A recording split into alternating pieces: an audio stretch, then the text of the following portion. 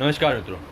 Farooq Abdullah national conference के अध्यक्ष रहे और वो देश के सिस्टम में उन्होंने डेमोक्रेटिक सिस्टम जो है उसमें उन्होंने चुनाव भी लड़े हैं। लेकिन ये एक ऐसे नेता हैं जिनको भारत की व्यवस्था और लोकतंत्र पे भरोसा नहीं है, बल्कि वो चाइना पे ज़्यादा भरोसा करते हैं, जो कि 370 इनका भरोसा है कि रिस्टोर करेंगे। और यही नहीं, उन्होंने बयान दिया है कि हमको भरोसा है कि चाइना की मदद से, हम लोग चाइना की मदद से जो है 370 को दोबारा जो है रिस्टोर करवाएंगे। तो कुछ ऐसे प्रश्न हैं जो कि बनते हैं कि फ़ारूक अब्दुल्ला कहाँ की लोकसभा को रिप्रेजेंट करते हैं, उनकी पार्टी कहाँ पे चुनाव लड़ती है, भारत में चुनाव लड़ती है, वो सैलरी कौन सी सरकार और कौन से देश की गवर्नमेंट से लेते हैं, उन्हें सिक्योरिटी कौन से देश की गवर्नमेंट से मिली हुई है, और जितने भी लाइबिलिटीज़ हैं, जितने भी सरकार उनको सुरक्षा देती है, उनकी गाड़ी का खर्चा, उनका सब कुछ, उनको दिल्ली में जो बंगला मिला हुआ है उनको किसने दिया है। आखिर दिया तो उनको ये भारत ने, भारत की सरकार ने दिया है। और वो बात करते हैं चाइना की, तो क्या ऐसा नहीं कहा जा सकता कि वो मीन्स वो चाइना में ही जाके वो चुनाव लड़ें, चाइना में ही जाके वो कम्युनिस्ट पार्टी में शामिल हो जाएं, जाके उनके पास ऑप्शन है, जो है वो चाहें तो कर सकते हैं।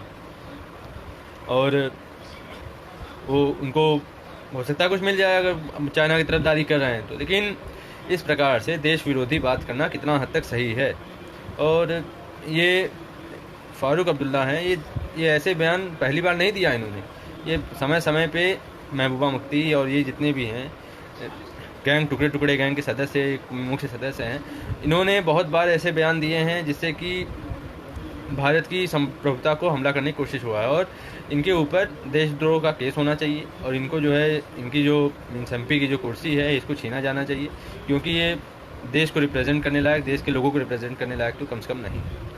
एंड जो नेक्स्ट रिपोर्ट है वो है कुछ हिसाब से कि खुशबू सुंदर, वो एक तमिल की एक्ट्रेस थी, बाद में उन्होंने कांग्रेस को ज्वाइन कर लिया और वो बीजेपी को, आरएसएस को संघी करके, हाफ चड्ढी, लिटरेट और पता नहीं कैसे कैसे अब्यूजेस करके वो उनको बोलती थी कि ये फैनेटिक हिंदू हैं और ये सब क्या क्या। और अब वही ये जो माननीय नेतागण हैं, इन्होंने अब उसी पार्टी को स्वीकार कर लिया है। अब ये फैनेटिक हिंदू बन गई, ये लिटरेट बन गई हैं, ये जिसको इतनी गाली देती थी आज उसी को उन्होंने स्वीकार कर लिया है।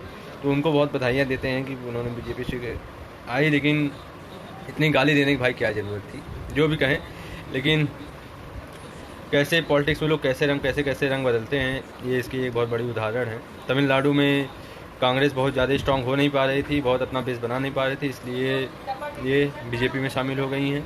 और बस यही दो खबर है basically. And thank you so much दोस्तों। प्लीज़ प्लीज़ प्लीज़ मेरे चैनल को आप लोग सब्सक्राइब करें, मेरे यूट्यूब चैनल को, और मुझे इंस्टाग्राम, फेसबुक एंड ट्विटर पे भी फॉलो करें। सारे लिंक डिस्क्रिप्शन में दिए हुए हैं।